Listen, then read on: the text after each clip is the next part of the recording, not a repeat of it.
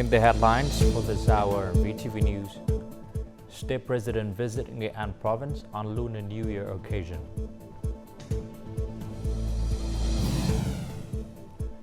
Prime Minister attends policy dialogue sessions, Vietnam orienting a global vision. In war news, Russians, North Korean top diplomats discuss strengthening bilateral ties in Moscow.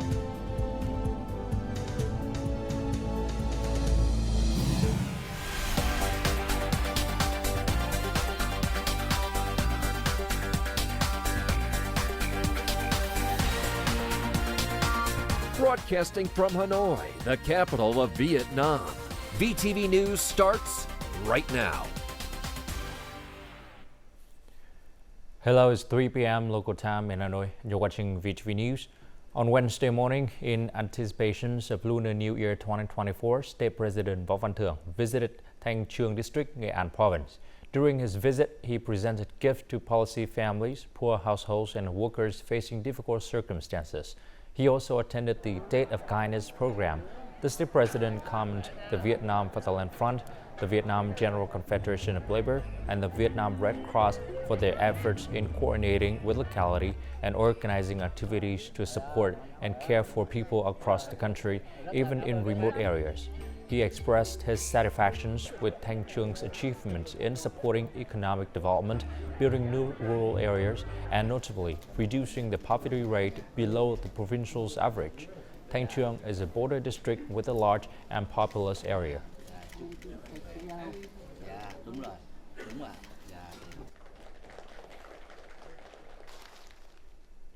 On Tuesday night, Vietnam time, Prime Minister Phạm Minh Chính attended the policy dialogue session, Vietnam Orienting a Global Vision, as the main speaker during the World Economic Forum WEF Davos Conference 2024.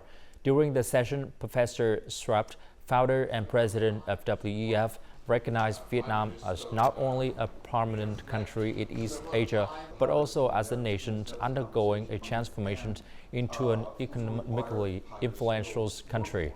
Additionally, Vietnam is seen as one of the pioneering countries in the development of a green and smart economy. During his speech at the dialogue sessions, Prime Minister Phạm Minh Chính highlighted the significant achievements made during Vietnam đổi mới reform over the past 40 years. He emphasized various orientations and viewpoints that have guided the country's building and development processes. Furthermore, he shared 5 lessons from Vietnam's success.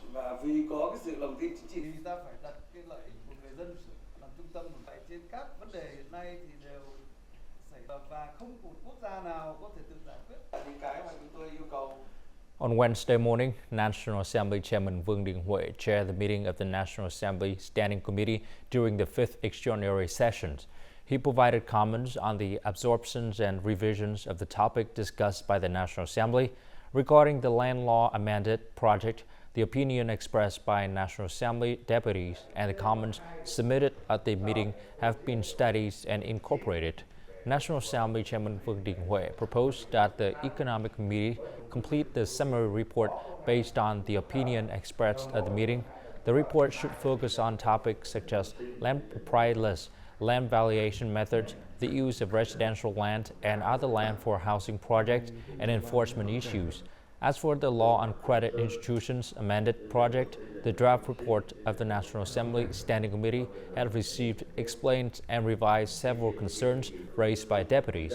These concerns related to property handling, protections of consumer rights, and measures to support credit institutions.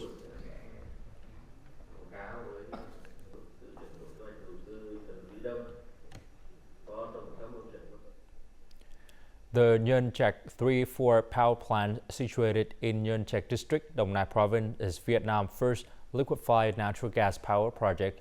It is one of the 13 projects identified in the National Power Development Plan for the 2021-2030 period, also known as Power Development Plan 8. However, the project has been facing several issues that need to be resolved during its ongoing implementation. More to follow. The water pumping station, cooling water supply, and discharge pipes are crucial components of the Nhân Trạch 3 and 4 gas power plant projects in Đồng Nai Province. However, the construction of these elements has been halted for several months due to the issues with land procedures. Currently, the investor and the industrial park have not been able to resolve the issue, resulting in the idleness of all our construction equipment. The absence of a cooling water discharge channel prevents us from conducting a test run for the steam turbine unit. If the steam turbine unit cannot be operated, the entire project faces delays and falls behind schedule. After 10 months of construction, almost 80% of the project items have been completed. However, several challenges have arisen, impeding the ongoing implementation. These issues raise doubts about the feasibility of starting a commercial electricity generation for the NGHE 3 thermal power plant in the fourth quarter of this year and the NGHE 4 thermal power plant in the second quarter of the following year.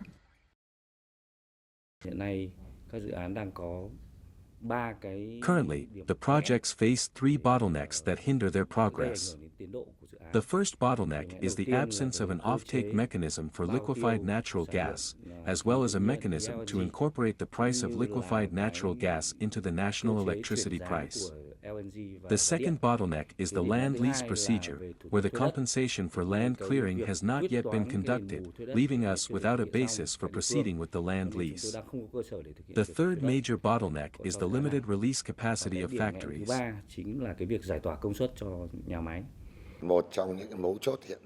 One of the most critical points is the necessity of an operating mechanism and a guaranteed output so that liquefied natural gas can be attractive enough to investors. The expectation is that by 2030, gas power, which includes natural gas and liquefied natural gas, will exceed 37,000 megawatts, accounting for approximately 24% of the total capacity of the power generation system. However, with only 7 years left for the deployment and operation of liquefied natural gas power projects, their contribution to the energy transition process and the maintenance of power system stability can only be realized if these obstacles are effectively addressed. According to the National Land Use Planning approved by the National Assembly, the land area designated for industrial park development is projected to exceed 210,000 hectares by 2030. This represents an increase of 120,000 hectares compared to the current size. In order to support infrastructure development required for the expansions, an estimated investment capital of approximately $72 billion will be needed. These figures were presented at the seminar Current Status of Industrial Park and Financial Solutions, recently organized by the Ministry of Planning and Investment. As of the end of 2023, the country already has 414 industrial parks, 26 border gate economic zones, and 18 coastal economic zones. The total implemented investment capital for these projects has reached $212 billion. By 2030, the Ministry of Planning and Investment aims to attract further investments in industrial parks and economic zones throughout the country. The total registered investment capital is estimated to be around $400 billion, with foreign direct investment alone estimated at $290 billion. This is expected to create job opportunities for 6 million workers by 2025 and an estimated 8 million workers by 2030. The Vietnam Maritime Administration has strengthened the management and supervision of listed maritime transport service prices. This action is in response to the recent sharp increase in international maritime service prices, particularly to the US and Europe. Statistics on the Container Shipping Price Index indicate that the price of container shipping services from Asia to Europe and America in the first week of January this year fluctuated significantly. It increased by about 60% compared to the end of 2023 and rose by 25% over the same period last year. Currently, the price is approximately 90% higher than before the COVID-19 pandemic. The shipping market has also faced cancellations and disruptions of flight In light of this, the Maritime Administration has requested the Maritime Port Authorities of Hải Phòng, Ho Chi Minh City, and Vũng Tàu to collaborate with maritime branches and engage with shipping lines operating service route to Europe and America. The objective is to access fluctuations in shipping prices, evaluate the transport situations, and determine the ability to supply ships to the market. In certain areas of Hanoi, apartment prices have surged by almost 80% over the last 2 years. The cost of purchasing an apartment now equals 45 years of average workers' income. Consequently, Hanoi is among the world's capital cities where acquiring housing is exceptionally challenging. These findings were recently disclosed by NetCredit, a platform operated by Innova International, a technology company based in the United States. Homebuyers are struggling with high price levels as housing costs in Hanoi continue to rise rapidly, despite a decrease in the prices of construction materials.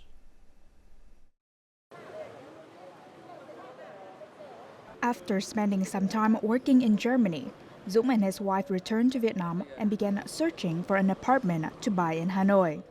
However, despite months of effort, they have been unsuccessful in finding a suitable apartment in the city center. In foreign countries, ordinary workers can easily buy an apartment for up to 100,000 euros. It has to be based on the average salary. I think it will take them 20 years to buy a $100,000 apartment. Despite Juan's family income being over $2,000 per month, they are still forced to purchase a house in the suburbs, far from the city center. House prices in high-end areas are now excessively high. It is quite difficult for a couple of civil servants to buy a $100,000 apartment. We didn't expect to have such a huge increase in house prices. It is somewhat too inflated and unreasonable. While steel prices are currently at their lowest level in 3 years, cement prices have remained unchanged. However, other materials have decreased in price in order to stimulate demand. Unfortunately, up to 70% of housing projects are facing legal issues and delays, resulting in the lack of new supply. As a result, prices in many projects have increased by nearly 80% over the past 4 years. The increase in house and land prices far outpaces the growth in people's incomes. Consequently, it is crucial to shift our mindset during this period towards adjusting for stability rather than merely capitalizing on soaring property prices. Real estate experts warn that unless legal procedures are streamlined and the supply is increased, the mounting pressure on apartment prices in major cities will continue throughout the current year. This challenge will worsen the difficulty of finding affordable housing for individuals with limited incomes, young families, and those moving from rural areas to urban centers until 2025 to 2026. And before moving on to some other news, let's take a look at foreign exchange rate for today, January 17th.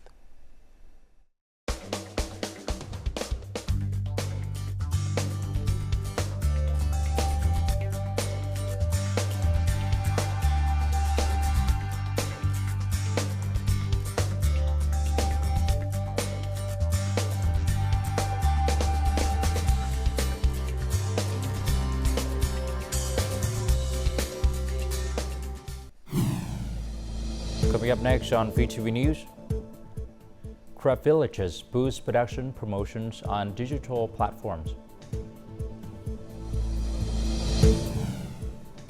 And fundraising campaign to support underprivileged students' state celebration.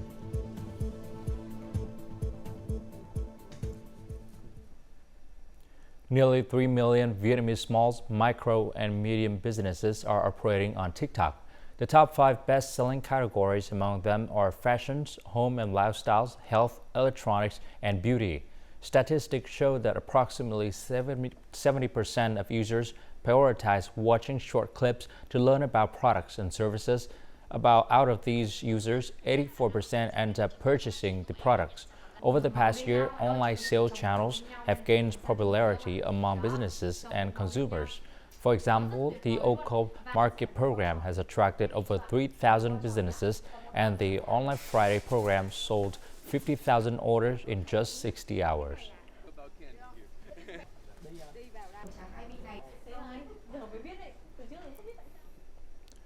The rapid development of technology and social network has greatly contributed to promoting the images and products of craft villages. Online shopping has also opened up new avenues for craft products to reach consumers. By enhancing business activities on digital platforms, businesses can maximize the benefits of this development. The traditional broadcasting workshops in Yên District, Nam Định Province, keeps their fires burning in the month leading up to Tet. While the craft village produces the same traditional products, the sales approach has been innovative. In addition to large display stores, products are now promoted and sold through online platforms. Enterprises are also trying to apply 4.0 technology and promote their products on social networks. At this time, the chrysanthemum gardens in Ninh Giang District, Khánh Hòa Province, are entering the busy final stage of care to ensure that the flowers bloom in time for Tet.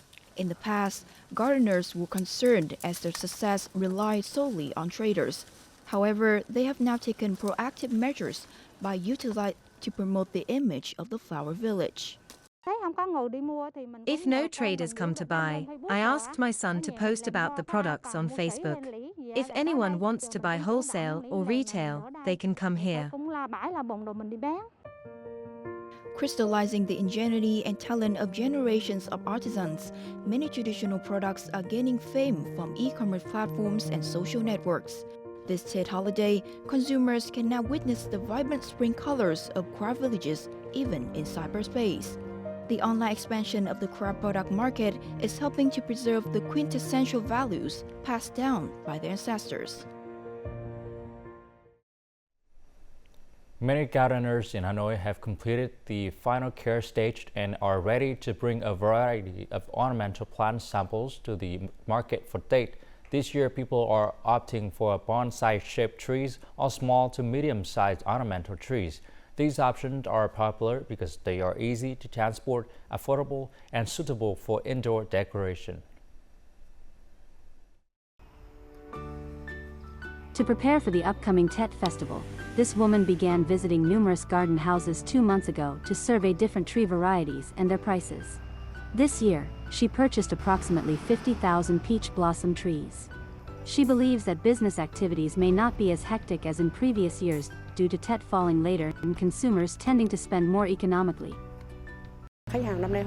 This year, customers are opting to purchase peach blossom trees at relatively low prices. While consumers were buying branches priced at a few $100,000 VND last year, this year they are only choosing branches priced at $100,000 VND and below. Peach orchard owners have observed that curved branch designs like this are particularly popular with consumers as they celebrate the Year of the Dragon.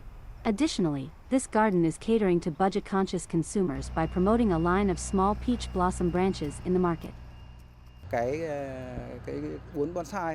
People have placed orders for all the mini peach blossom trees and bonsai trees. Now I only have to take care of them. Kumquats are an essential plant in every home during Tet. Kumquat trees, with their beautiful canopies reaching about 3 meters high, are priced at nearly $490 per tree. On the other hand, bonsai kumquat pots range in price from $12 to $20, making them quite affordable for many households. Nowadays, people plant them in pots. People usually buy small pots worth around $20 to create a festive atmosphere. From January 20th to February 9th, Hanoi will organize 83 spring flower market locations to celebrate the new Year of the Dragon.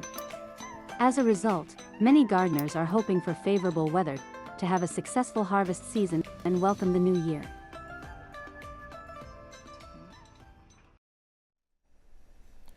To celebrate the upcoming Lunar New Year with joy and prosperity, a group of students from Kiến Lương 1 Secondary School in Kiến Lương District, Kiên Giang Province took the initiative to raise funds. They organized an art sale showcasing painting created by themselves and their fellow students. The community responded enthusiastically to this initiative, generously providing the necessary funds to support students who are facing challenging circumstances during this festive season. The painting selected for the fundraising sale featured themes of the sea and island, homeland and school activities. Several of these artworks have been honored with prestigious awards at the district and provincial levels. Each painting is priced at $5. The past few days, many generous individuals have purchased paintings at prices exceeding the set amount to support underprivileged students. The paintings are just $5, but some have been bought for over $20. I'm very grateful for their support. The students' self-drawn pictures may have unfinished lines, but their genuine spirit of support and sharing with friends adds significant value to these artworks. I hope donors can continue supporting us so that we can have more funding to help underprivileged students. The efforts of students at this school have inspired their peers who are facing challenging circumstances to persevere in attending school and pursuing their dreams. Moreover, this initiative aims to bring about a more inclusive and heartwarming Tet celebration for all students. The Ho Chi Minh City Museum is currently hosting a special exhibition called Spring Travel to cater to the cultures and artistic sightseeing demands during the Lunar New Year. This exhibition showcases more than 150 rare artifacts and tangible cultural heritage that exemplify the various stages of the nation's cultural history. Additionally, it presents precious artifacts like Japanese Buddha statues, pen boxes, embroidered books, and ancient swords to the public. The exhibition will remain open until April 2024.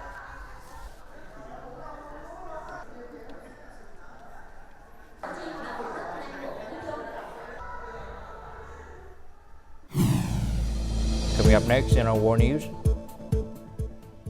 Russian and North Korean top diplomats discuss strengthening bilateral ties in Moscow. Israel's Hamas reached deal to increase aid to Gaza.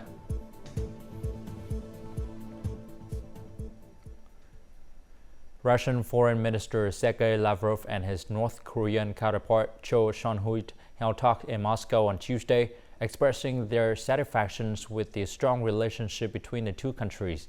During the meeting, Minister Lavrov stated that the agreements reached between Russian President Vladimir Putin and North Korean leader Kim Jong-un at the September 2023 summit were being implemented. He reiterated Russia's support for North Korea at the United Nations and appreciated North Korea's similar stance in supporting Russia's views. Minister Cho Son-hui, on her part, stated that the Moscow-Pyongyang relationship is progressing according to the plan proposed by the two leaders. She extended an invitation to Russian President Vladimir Putin to visit North Korea and expressed hopes for increased high-level delegations exchange between North Korea and Russia in 2024.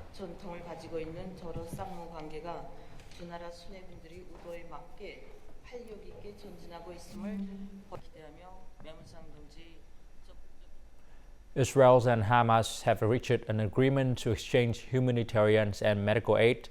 As part of the agreement, medicines will be provided for approximately 45 Israeli hostages in Gaza, while vulnerable Palestinian civilians will receive aid. The brokers for this agreement were Qatar and France. According to Israel, 2 Qatar Air Force planes will arrive in Egypt on Wednesday. These planes will carry medicines that were ordered in France based on Israel's list. The list includes essential medications for treating chronic diseases such as heart disease, high blood pressure, and asthma.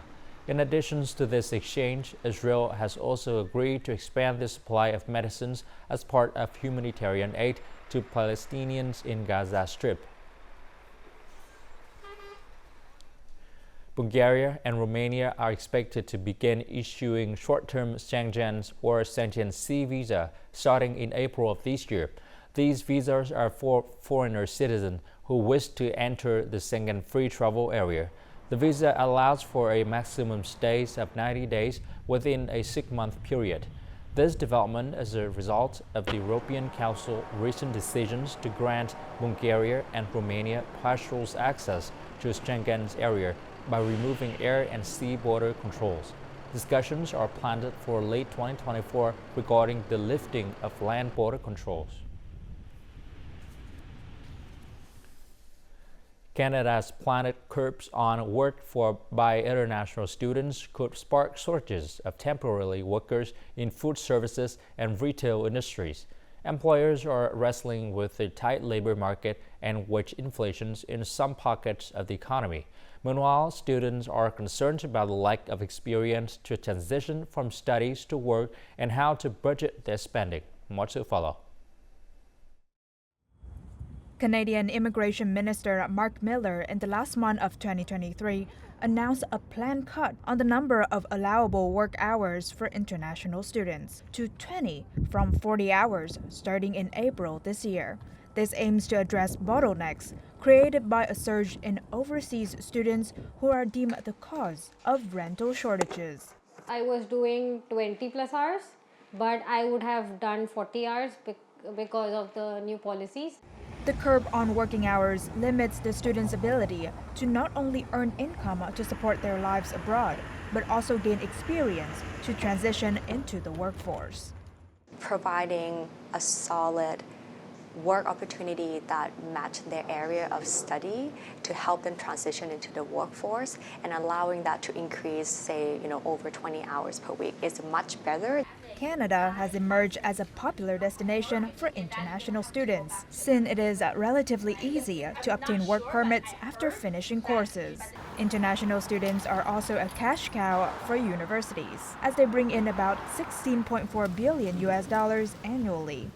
When people can't work, with that cut in hours going back down, that means less money in students' pockets to spend in the economy. So we need to have international students coming in. It represents 4.6% of all of our workers. It's a very important portion of the industry that we want to make sure are still available and want to work for the industry moving forward. The Canadian government is facing pushback from student association and advocates over its new proposal. Many students expressed concern that the new rules will expose them to exploitation, as some will inevitably find themselves working beyond the specified hours without adequate protection. And now, as usual, let's continue with the weather forecast.